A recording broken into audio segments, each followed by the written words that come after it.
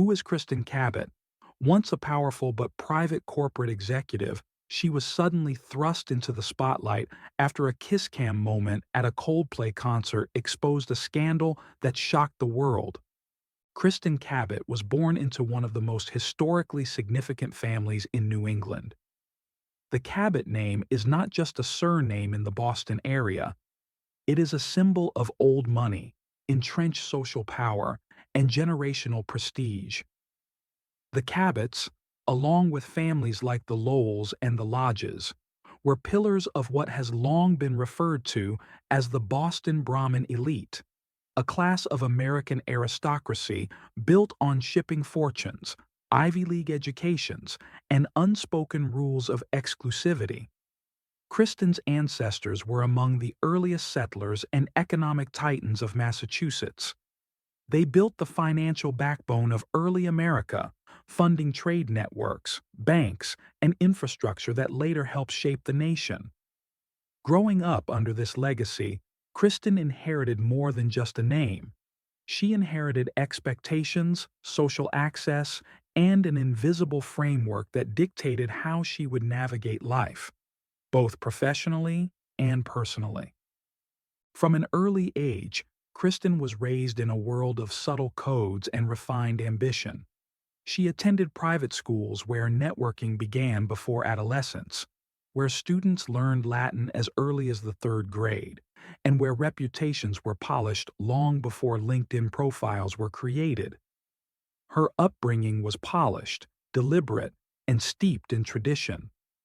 Family gatherings were not just family affairs, they were political, cultural, and social events, often attended by powerful figures from academia, business, and government.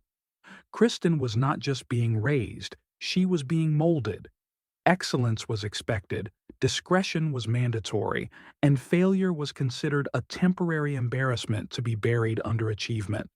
As a student, Kristin excelled in both academics and leadership.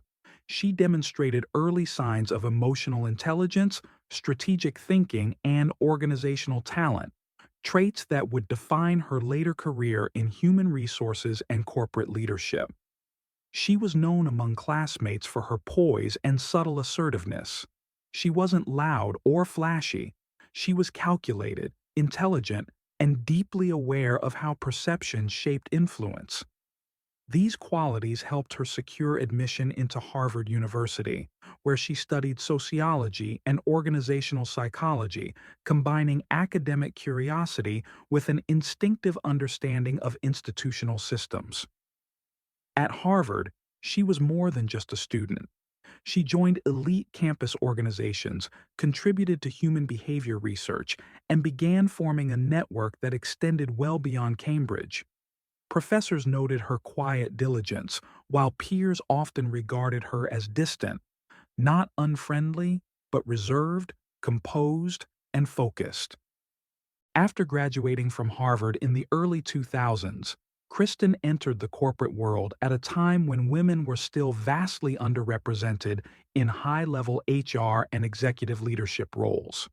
She began her career in consulting, working for firms that specialized in corporate restructuring and workforce management. These early jobs gave her a crash course in the inner workings of large organizations, from power struggles between departments to the invisible politics that dictated promotions. She quickly learned that HR wasn't just about employee satisfaction or compliance. It was about control, influence, and navigating corporate terrain with emotional precision. She developed a reputation for being firm but fair, a professional who understood both the human and strategic elements of the business world. Throughout the 2010s, Kristin climbed the ranks, working at multiple Fortune 500 companies and eventually securing VP and C-suite roles. Her specialty was corporate culture transformation, the process of reshaping an organization's internal values, tone, and workflow. She was frequently hired during times of transition when companies were merging, rebranding, or dealing with internal crises. In these environments, Kristin thrived. She was methodical, data-driven, and always prepared with a plan. She understood how to read a room, how to resolve conflict without spectacle, and how to communicate with executives in language they respected. Her success in these roles was built not just on HR knowledge, but on her ability to manage human power dynamics with surgical precision. By 2022, Kristin had joined Astronomer, a fast-growing data engineering company at the center of the artificial intelligence boom. The company specialized in tools for data orchestration and was quickly becoming a significant player in the tech ecosystem. Kristin was brought in as the Chief People Officer, a role that combined human resources with leadership strategy. She worked closely with CEO Andy Byron and other key executives to scale the company's workforce, stabilize its culture, and position Astronomer as a destination for top talent. Inside the company, Kristin was seen as a steadying presence, someone who could navigate the volatility of startup energy with the discipline of old-school corporate order. At the same time, she maintained a largely private personal life. She had previously been married, but records show she finalized her divorce in 2022. While some colleagues speculated about her dating life, Kristin kept those details firmly off the record. She rarely appeared on social media, had no public Instagram account, and avoided press or personal interviews. Her entire persona was one of control, professionally curated, emotionally guarded, and immune to the drama that plagued so many others in the tech world. That is, until July 16, 2025, when everything changed. That night, during a Coldplay concert at Gillette Stadium, a moment on the stadium's kiss cam sparked what would become one of the most viral and talked about scandals of the year. Kristin Cabot and Andy Byron, both senior executives at Astronomer, were captured embracing affectionately on the big screen, broadcast to thousands of attendees, and shortly thereafter, millions of viewers online. The video spread like wildfire across TikTok, Twitter, and Instagram, with captions like "Coldplay just exposed a corporate affair live on camera" and "CEO caught cheating on Kiss Cam." The reaction was immediate and merciless. Within 24 hours, internet detectives had identified both individuals. Within 48 hours, Reddit threads and investigative TikToks had dug into their backgrounds, marriage histories, and employment at Astronomer. Though Kristin was divorced, Andy Byron was not. He was still publicly married, with children, and held a prominent public image as a steady and principled leader. The kiss cam moment shattered that image. Users flooded Astronomer's Glassdoor reviews and social channels with comments referencing the scandal. Journalists began asking for statements. The story became a cautionary tale about corporate ethics, workplace relationships, and the power of digital virality. Kristin, who had spent a lifetime crafting a disciplined and private public image, suddenly found herself at the center of an internet storm. People who had never heard her name were now scrutinizing every aspect of her life. Articles were written about her family history, her Harvard background, her role at Astronomer. Some commentators mocked her elite background, accusing her of arrogance and entitlement. Others defended her, pointing out the double standards often applied to women in corporate affairs. A few praised her career accomplishments and urged people not to reduce her identity to a single moment of personal vulnerability. Internally, Astronomer launched a rapid investigation. Andy Byron stepped down from his role as CEO within a week, citing the need to protect the company's reputation. Kristin, meanwhile, remained in her position, though under intense scrutiny. While some sources claimed she offered to resign, others suggested the board asked her to stay on to maintain leadership stability during the fallout. The incident sparked a broader conversation in corporate America about workplace relationships, power imbalances, and the risks of private behavior becoming public spectacle. But for Kristin Cabot, it marked a turning point. the collapse of her carefully managed anonymity.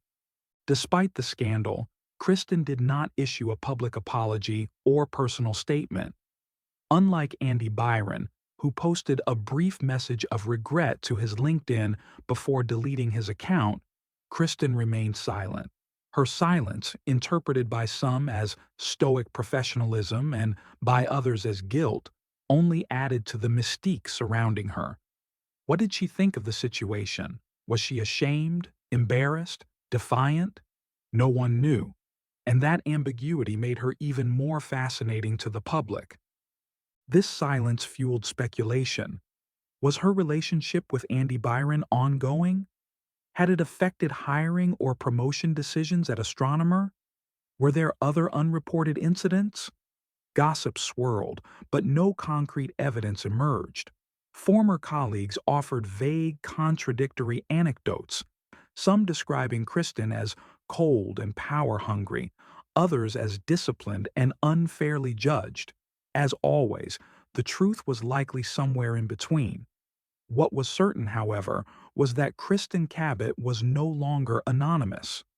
Her name, once only recognized in HR circles and Boston lineage charts, was now permanently etched into internet history. The scandal also reignited discussions about elite privilege. Critics noted that if Kristin Cabot had not come from a prominent family or lacked Ivy League credentials, she might have faced harsher consequences. Others argued that her background made her an even larger target. The public loves tearing down the powerful, especially when they appear untouchable. In Kristin's case, she represented both old-world prestige and modern executive authority, a combination that made her both enviable and resented.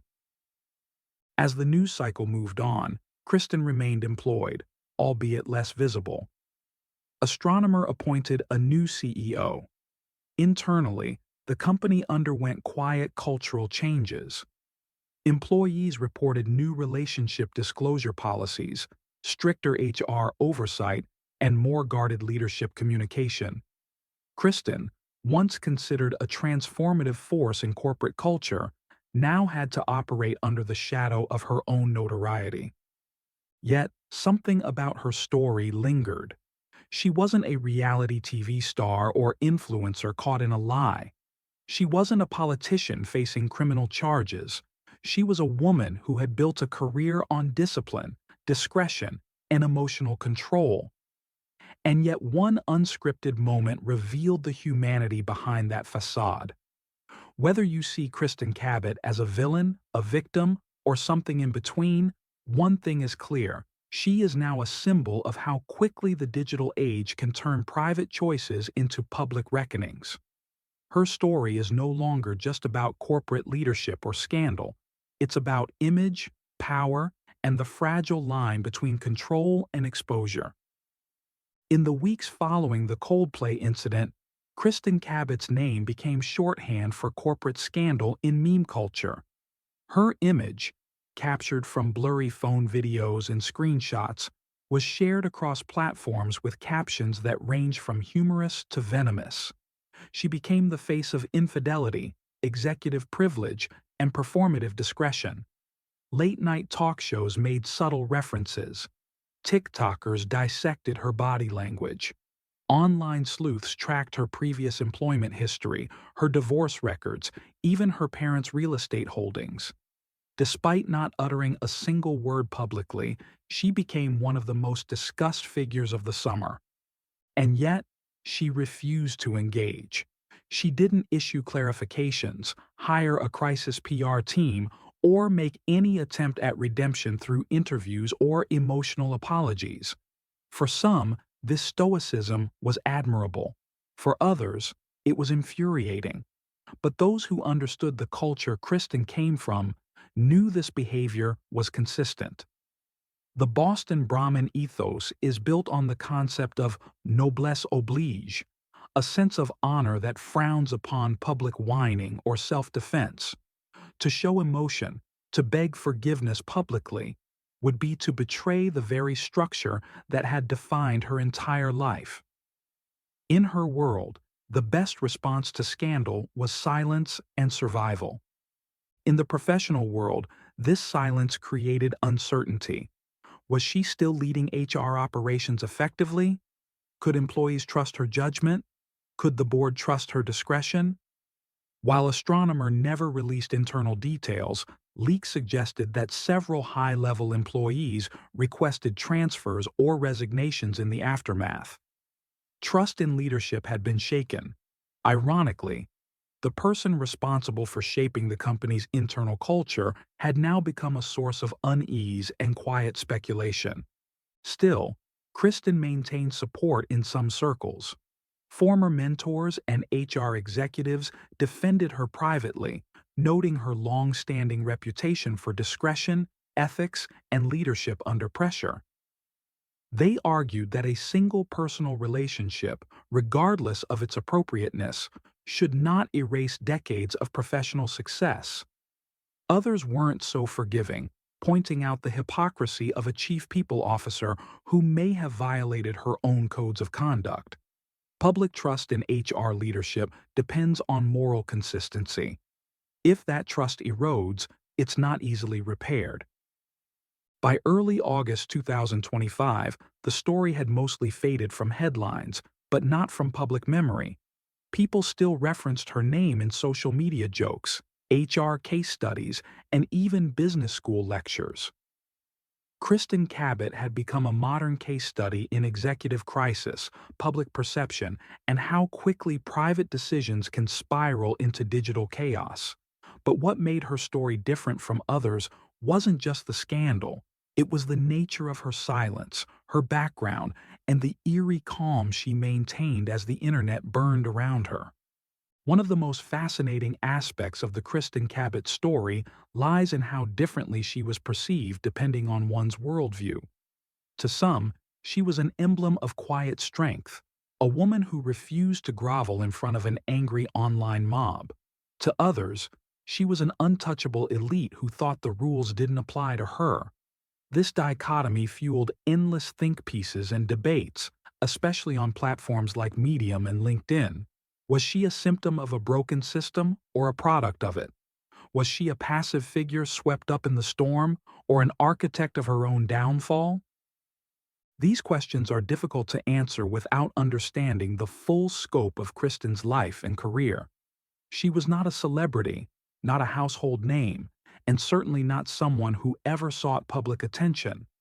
Her life had been one long exercise in strategic anonymity. She had cultivated a career that allowed her influence without visibility, power without scrutiny. Her entire professional identity was built on helping other people navigate reputational risks. Ironic, given how spectacularly her own reputation unraveled in public view. But beneath that irony is a deeper truth about modern leadership. We live in an era where visibility is no longer optional.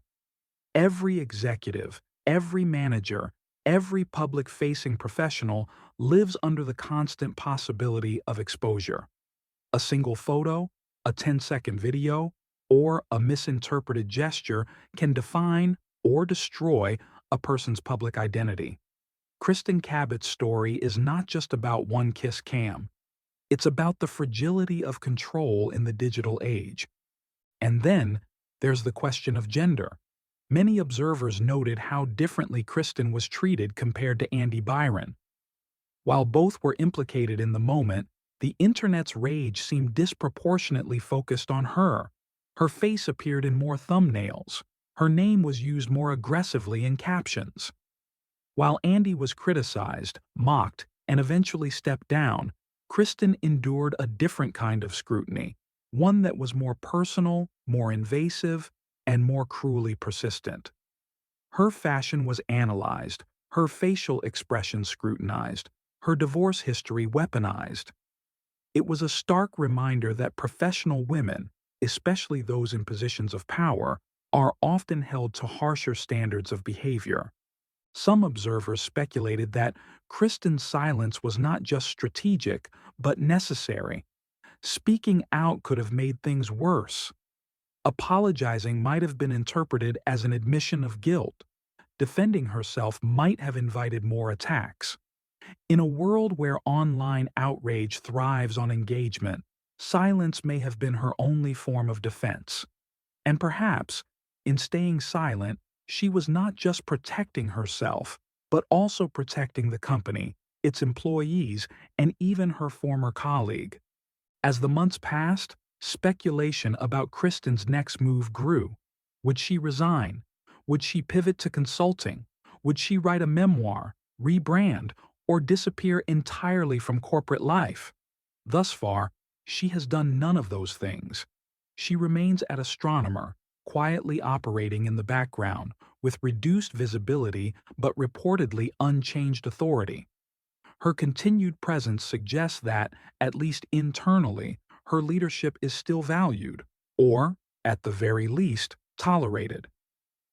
What's next for Kristin Cabot remains unclear, but one thing is certain: she will never again be anonymous. Her name has been permanently etched into internet memory. Her story, like so many others that have gone viral, is no longer just hers. It belongs to the digital age, to the social media algorithm, to the millions of people who watched that kiss cam video and formed an opinion in seconds. And yet, for all the speculation, all the articles, all the reactions, nobody really knows who she is.